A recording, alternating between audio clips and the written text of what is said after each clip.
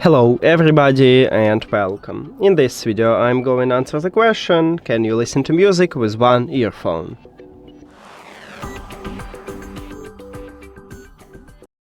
And yes, you can listen to music with one earphone.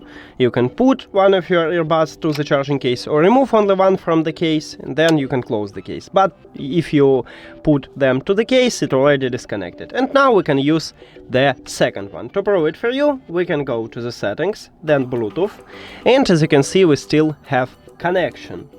So I can use the only one. But there is some trouble with these earbuds, so I had it previous time, that maybe you put your earbud to the case, and if you go to the Bluetooth, it showed to you that it disconnected. Then, if you I had it with the right one, if you have with the left one, it's the same. You need to do is just remove it from the case, then your earbud reconnect with your phone, and then you put it again, and then you will have connection.